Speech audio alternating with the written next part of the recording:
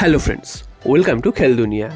গতকাল কেরালা ব্লাস্টার্সের বিরুদ্ধে দুর্দান্ত জয় তুলে নেওয়ার পর মোহনবাগান শিবির কিন্তু এখন চাঙ্গা, কারণ গতকাল যেই জায়গা থেকে মোহনবাগান ম্যাচটা জিতে এসছে সেই জায়গা থেকে কেউই কিন্তু ভাবেনি যে মোহনবাগান ম্যাচটা জিতে আসতে পারে। ড্র হয়তো হতে পারতো, তবে জিতে আসতে পারে সেটা কিন্তু কেউই ভাবেনি। তো মোহনবাগান একটা সময় অর্থাৎ প্রায় 80 মিনিটের কাছাকাছি এসে 2-1 গোলে পিছিয়ে পড়ে। তো তখন ধরা হয়েছিল যে মোহনবাগান হয়তো হারতে চলেছে ম্যাচটা, এবং খুব বাজেভাবে ম্যাচটা হারতে চলেছে, কারণ সেকেন্ড হাফে মোহনবাগান একদমই ভালো খেলতে পারছিল না। তবে 80 মিনিটের পর যে কয়েকটা চেঞ্জ হয়েছে, সাবস্টিটিউশন হয়েছে, সেইখানে কিন্তু একদমই চেঞ্জ করে দিয়েছে মোহনবাগান দলটাকে। এর জন্য পুরো কৃতিত্ব কিন্তু কোচ হোসে মলিরার উপরই যায়। এতদিন মলিরাকে নিয়ে অনেক সমালোচনা হয়েছে, তিনি ঠিক মতন দল নির্বাচন করতে পারেন না, ঠিক মতন প্লেয়ার নামাতে পারেন না। তবে কালকের কিন্তু একদম ফুল মার্কস তিনি পেয়েছেন, কারণ কালকের যেভাবে তিনি সাবস্টিটিউশনগুলো করেছেন সেগুলো কিন্তু এক কথা অনবদ্য, এবং তারপরেই কিন্তু ম্যাচের রং ঘুরে গেছে। এবং একটা সময় আমরা দেখেছি যে 3 ম্যান ডিফেন্সে মোহনবাগানকে চলে যেতে, অর্থাৎ মোহনবাগানের ডিফেন্স থেকে টম অ্যালডার্টকে তিনি কিন্তু তুলে নেন এবং সুভাশিস বোসকে সেন্ট্রাল ব্যাক হিসাবে জুড়ে দেন, আর আশিক কুরুনিয়ানকে বাঁ দিক থেকে নামিয়ে খেলাটা কিন্তু পরিচালনা করেন। এবং আশিক কুরুনিয়ানই কিন্তু ম্যান অফ দ্য ম্যাচ হয়েছে কালকে। তার পাশ থেকেই কিন্তু দুটো গোল এসছে, এবং যে ম্যাচটা কালকের হয়েছে সেটা কিন্তু এক কথায় অনবদ্য, কারণ লাস্টের যে গোলটা সেটা তো একদম রকেটের মতন শট। সেই রকেটের মতন শট কিন্তু কারোর কাছেই কোনো উত্তর ছিল না, হয়তো আইএসএল এর অন্যতম সেরা গোলও এটা কিন্তু বিবেচ্য হবে।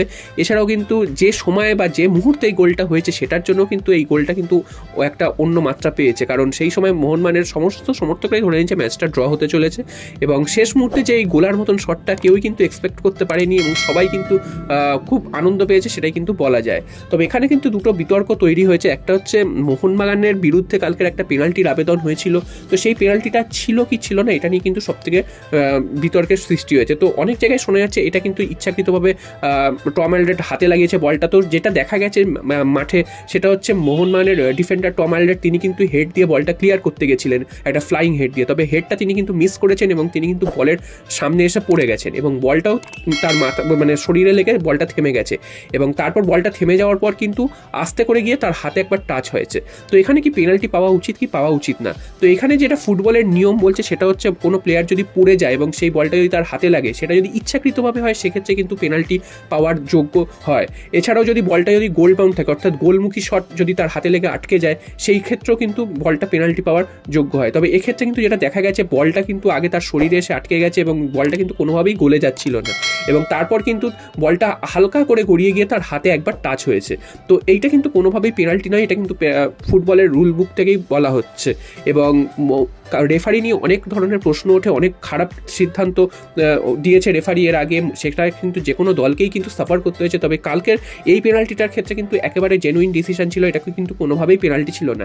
কেরালার প্লেয়াররাও কিন্তু এটা নিয়ে খুব একটা উচ্চবাচ্য করেনি, একবার হয়তো তারা কল করেছিল, তবে তারপরে কিন্তু তারা সেটা নিয়ে উচ্চবাচ্য করেনি। এছাড়াও কিন্তু আমরা দেখেছি যে মোহনবাগান যখন সেকেন্ড গোলটা হজম করছে, অর্থাৎ বিশালকায় তিনি বল গ্রিপ করতে পারেননি, এটা 100% ঠিক। তবে হঠাৎ করে তার হাত থেকে যখন বলটা বেরিয়েছে তখনও কিন্তু কেরালা ব্লাস্টার্সের প্লেয়ারের হাতে বল লেগেছে। তো সেখানে কিন্তু কেরালার বিরুদ্ধে রেফারি কিন্তু হ্যান্ডবলের সিদ্ধান্ত দিতে পারতো, তো সেখানে কিন্তু দেয়নি। তো এটাও কিন্তু একটা ভুল ডিসিশন।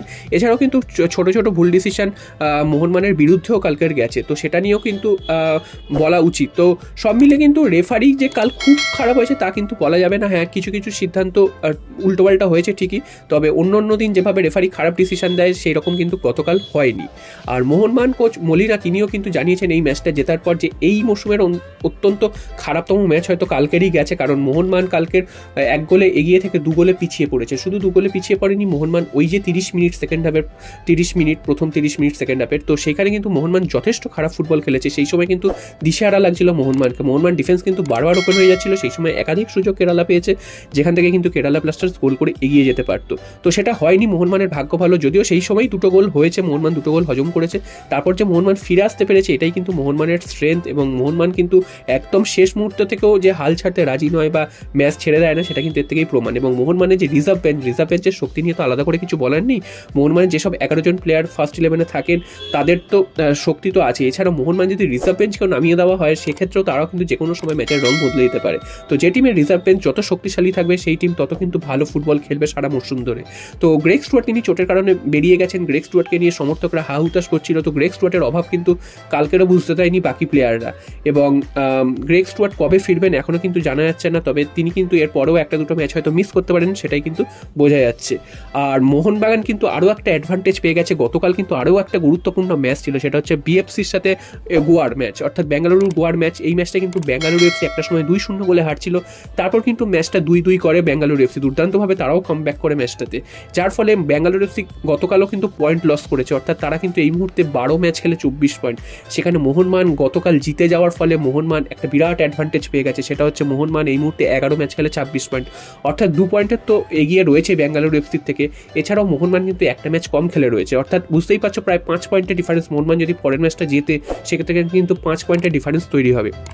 যদিও মোহনবাগানের জন্য পরের ম্যাচটা খুব একটা সহজ হবে না, কারণ এফসি গোয়ার সাথে খেলা রয়েছে গোয়ার মাটিতে, এবং গোয়া কিন্তু এখন দুর্দান্ত ফুটবল খেলছে, এবং এই গোয়াকে হারানো কিন্তু মোহনবাগানের পক্ষে খুব একটা সহজ হবে না।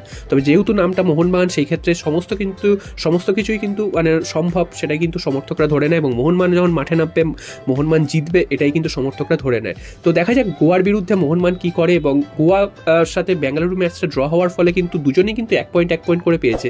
যদি কোনো দল জিতে যেত, অর্থাৎ বেঙ্গালুরু জিতে গেলে তো অনেকটাই অ্যাডভান্টেজ পেত, এবং মোহনবাগানের সাথে গ্যাপটাও কিন্তু অনেকটা কমে যেত, এবং গোয়া জিতলে কিন্তু গোয়াও কিন্তু চট করে উপর থেকে উঠে আসতে পারতো। তবে দুটো দলই কিন্তু 1 পয়েন্ট করে পাওয়াতে দুটো দলেরই কিন্তু ক্ষতি হয়েছে, আখেরে লাভ হয়েছে মোহনবাগানের। তো এইটা কিন্তু মোহনবাগানকে অ্যাডভান্টেজ নিতে হবে আগামী ম্যাচগুলো।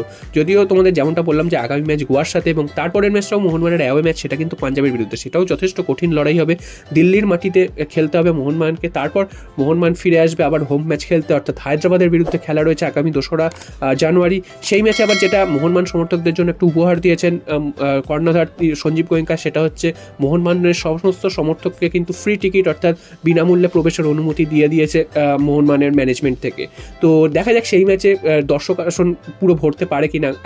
গতকালের ম্যাচে কিন্তু প্রায় 35,000 লোক মাঠে খেলা দেখতে গেছিলেন। তো দেখা যাক 2রা জানুয়ারি অর্থাৎ নিউ ইয়ারের গিফট হিসাবে মোহনবাগান সমর্থকরা আরও মাঠ ভর্তি করেন কিনা।